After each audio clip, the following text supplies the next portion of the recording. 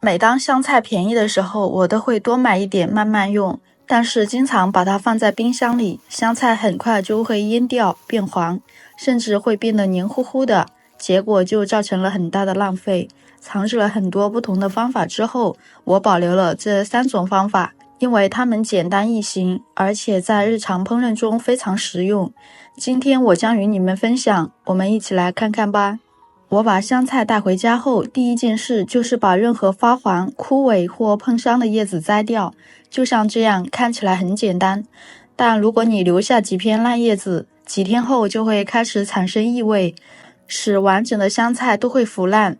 我之前也犯过同样的错误，结果不得不扔掉一大堆，真是太浪费了。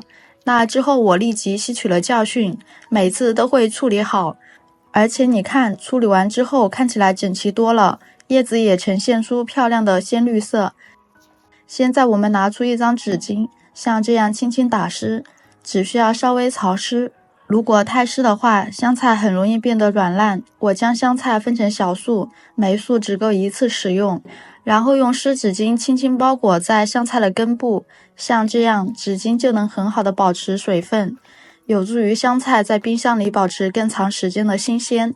之后我将香菜放入食品储存容器中，我更喜欢用容器装香菜，因为香菜可以整齐的放在里面，不会在冰箱里被压碎。全部处理好之后，盖上盖子，把它放进冰箱。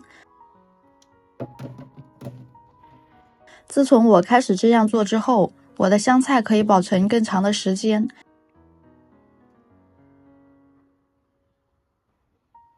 大约1个月左右，叶子依然保持绿色，根部也不会变得黏糊糊的。每次做饭时，我只需取出需要的食材，盖上盖子，然后把剩下的放回冰箱。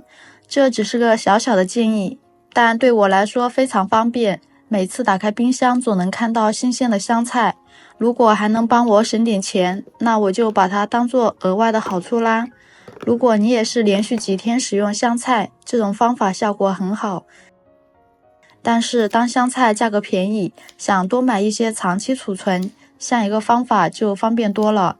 首先我们准备一把剪刀，将香菜的根部剪下来，接着准备一盆清水，往里面加入1小勺小苏打，然后用勺子搅拌均匀，使小苏打溶解。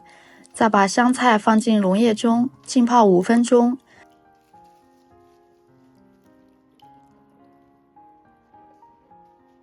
5分钟以后，将香菜清洗干净，特别是香菜的缝隙中特别容易藏匿泥沙，一定要仔细一点。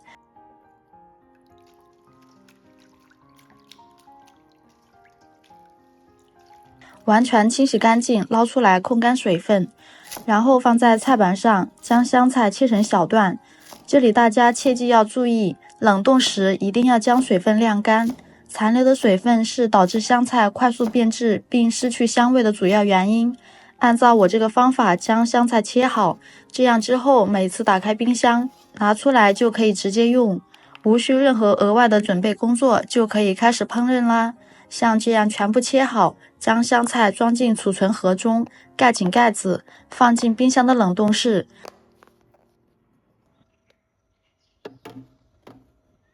这是我最常用的方法，因为它非常方便。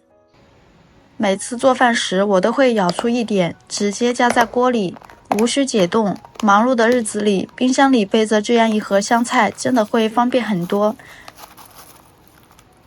接下来再把剩下的香菜教大家另一种方法，我用这个方法制作香菜粉，以便长期使用。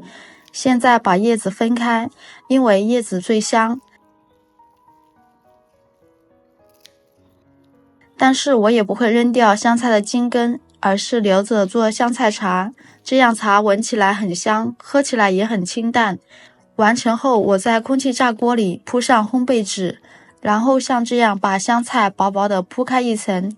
处理好后，将温度设定在90度，烘干13分钟。低温有助于缓慢干燥，保持天然的绿色和香味。时间到以后，我们打开空气炸锅，轻轻翻拌一下。这时拿出来感觉非常轻，叶子酥脆，轻轻一捏就会碎，这个状态就非常好。然后把它装进研磨机里，研磨成我喜欢的质地。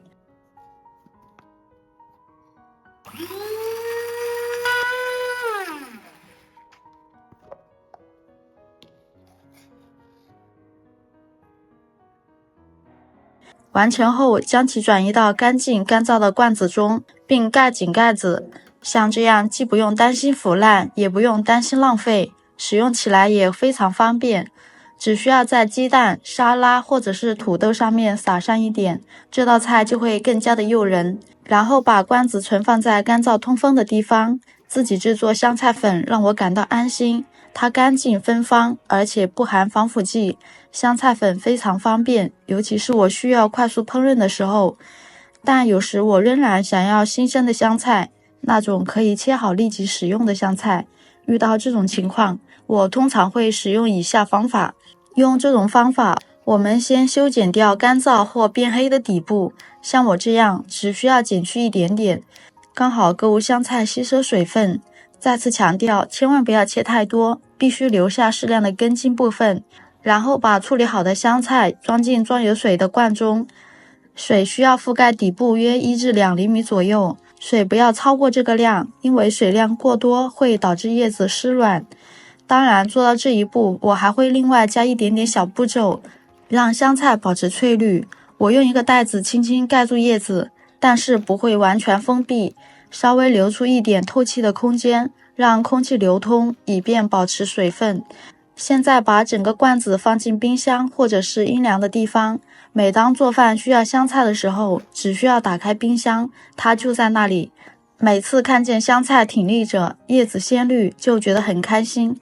像这样保存的话，你需要的时候就可以直接切好，然后马上用，无需额外准备。所以有了这4种方法，每当香菜便宜的时候，我只需准备一次就可以用很长时间。根据我需要的是方便长期储存还是新鲜现用，我会选择合适的方法。香菜不容易变质，我的厨房里也总是备着香菜，我再也不会因为扔掉香菜而感到难过了。在我分享的4种方法中，哪一种最符合你的日常烹饪习惯呢？或者您还有其他储存香菜的方法吗？我很想在评论区看到大家的建议。非常感谢您观看至最后，我们下期再见，拜拜。